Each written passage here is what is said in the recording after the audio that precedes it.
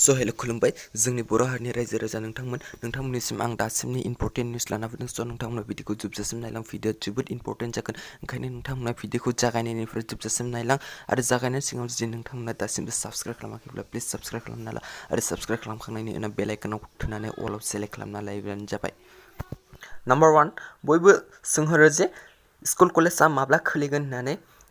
मैया मन्त्रि भबेश कलिताया बुंदों 1 तारिखनिफ्राय 1 सेप्तेम्बरनिफ्राय 15 सेप्तेम्बरनि गेजेराव स्कुल कलेजखौ सेनिटाइज खालामगोन आरो सेनिटाइज खालामखांनायनि उनाव जुदि भारत सरकारनि एबा सेन्ट्रेल सरकारनिफ्राय जुदि आसामा अर्डार मोनोब्ला अब्ला आसामा अरायसम खुलिनो थाखाय राजि होनना बुंदों। मानोना आसामा दासिमबो जुदि खुलिनो होयोब्ला दासिमबो खुलिनो थाखाय अरायसम राजि होननानै बुंदों। नाम्बार 2 आसामाव लकडाउनखौ बारायफिननो हागौ। माने बेखौ बुंदों आरोना कुमार सन्जय कृष्णआ बुंदों बेखौ आसामाव लकडाउनखौ बारायनो हागौ होननानै। मानो होनब्ला आसामाव सानफा एफा माने कर'ना भाइरासआ बांगासिनो दं। नाथाय बियो मा सैथोना माने ना आसामनिया पलिटिक्ससो बेखौ मिन्थिया आरोना, खिन्थु माने आसामाव लकडाउनखौ बारायनो हागौ होननानै बिथाङा एसे बुंहांगासिनो दङ। गुवाहाटीयाव बिथाङा थांदोंमोन। बिथाङा थांनाय माने गुवाहाटीयाव जेबो ससियेल डिस्टेन्स मास्क गानाखै, माने जेबो ससियेल डिस्टेन्सफोरखौ मेनटेन खालामाखै।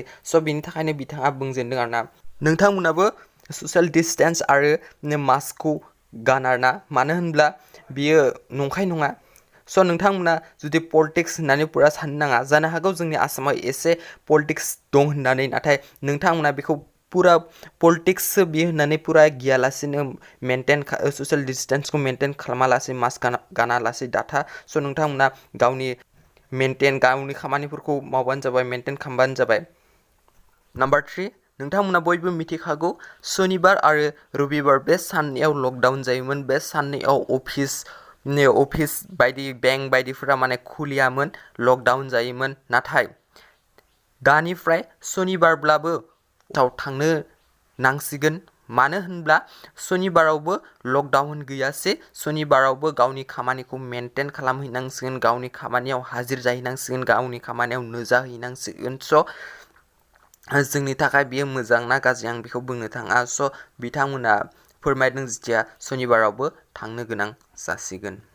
नाम्बार 4 आसोलनि साथाम सोद्रोमाया हमजासिगोन। बिथांमोना फैसा दाबि खालामहैदोंमोन आरो फैसा दाबि खालामजाग्राया बुंदों जे बिथांमोननो गोदोबो 30,000 रां हरखाबायमोन आरो दाबो बिथांमोना दाबि खालामनो फैदोंमोन।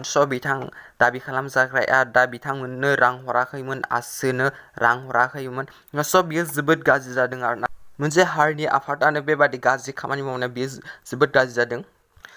नाम्बार 5 सेड निउज मैया बुध होननाय गंसे डिस्ट्रिक्टआव बिफा फिसा बाइकजों थांगासिनो दंमोन। बे बाइकजों थांबाय थानाय समावनो उननिफ्राय ट्राक फैनानै बे बिफा फिसा सानैखौ बुथारलाङो आरो बुथारलांनायनि उनाव लोगो लोगोनो खाथियाव थानाय सुबुंफोरा टायार सावनानै आन्दलन खालामो आरो बुङो बे उदखारिखौ हमनो नांगौ आरो जोंनो जास्टिस नांगौ होननानै बिथांमोना आन्दलन खालामो। लोगोफोर भिडिअआ बेसेनोसै। जुदि नोंथांमोना भिडिअखौ मोजां नांबाय प्लिज लाइक खालाम आरो हायोब्ला नोंथांमोना शेयार खालामना हो आरो नोंथांमोना चेनेलाव गोदानै फैदोंब्ला साबस्क्राइब खालामनो दाबाव। Thanks for वाचिं।